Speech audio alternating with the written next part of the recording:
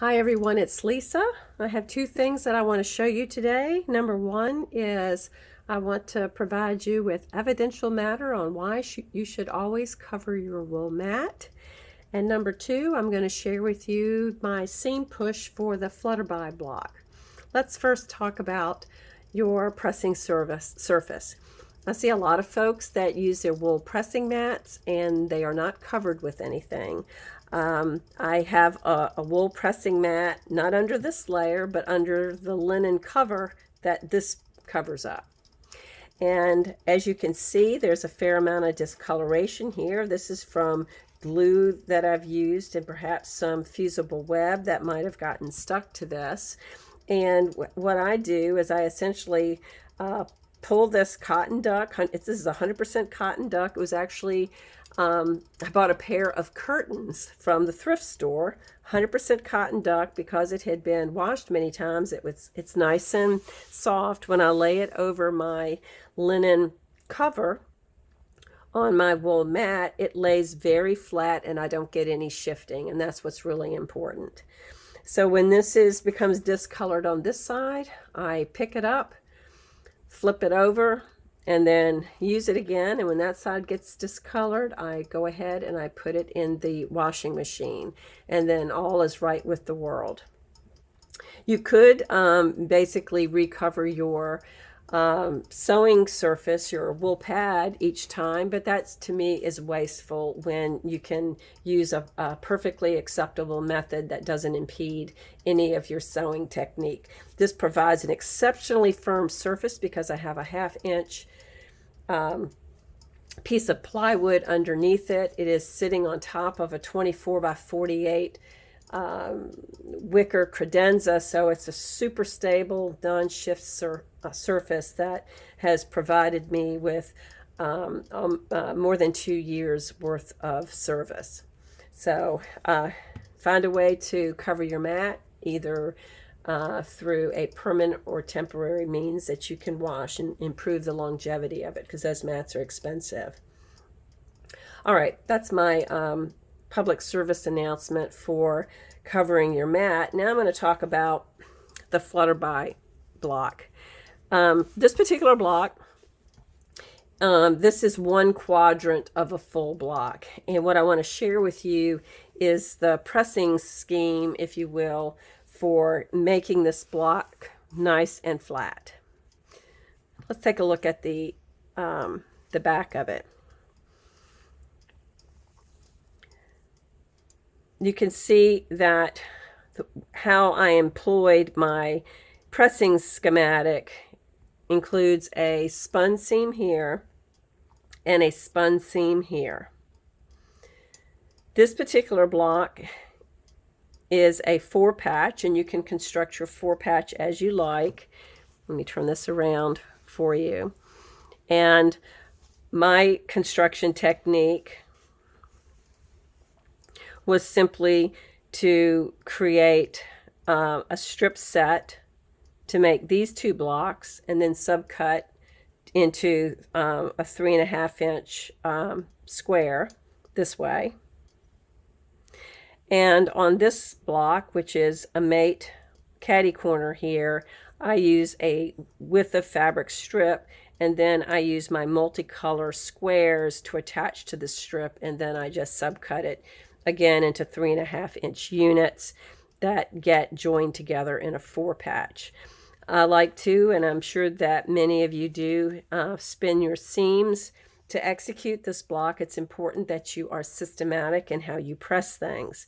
So for my systematization of it, I always pressed this seam towards this fabric, and on this unit I always pressed towards the colored unit on the end. All right, and then when I sewed the two together, when I joined these 2 units and making sure that those lined up after I sewed it, you can unpick it. I just split. So if you grab it and just grab it close and twist it and do it with some force, you're not going to break that seam in the middle, all you're going to be doing is popping out the 2 or 3 stitches.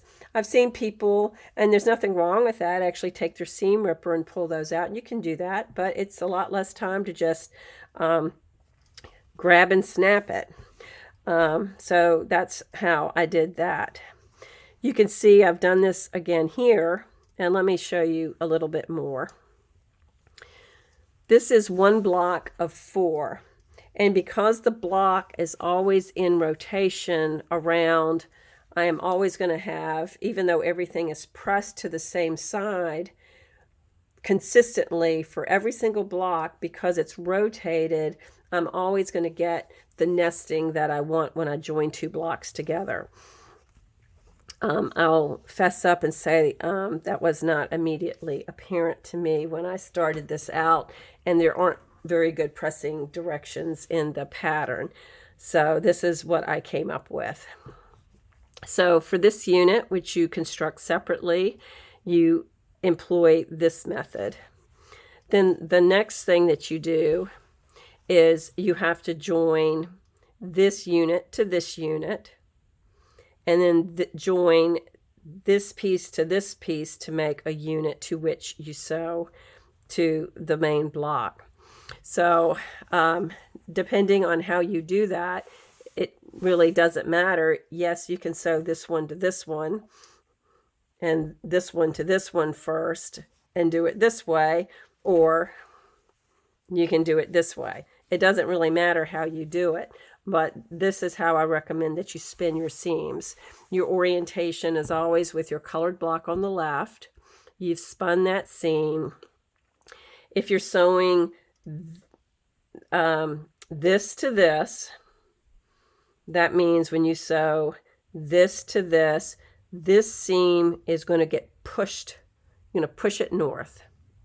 All right? When you sew this unit to this unit and attach them together, you are going to push this one to the east. You're going to push this one to the south, and this one gets pushed to the west. And that's what you see here.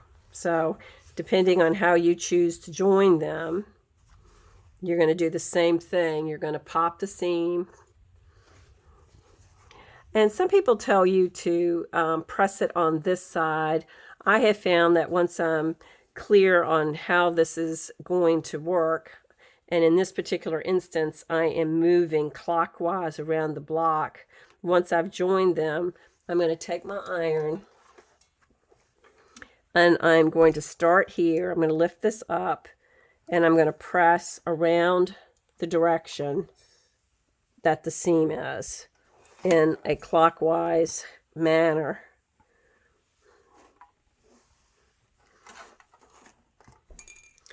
And I'm going to get a very nice flat block.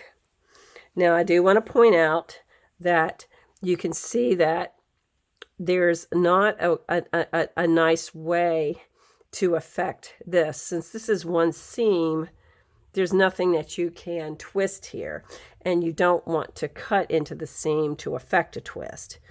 You know, if you clipped here, you could do that, and you don't want to do that.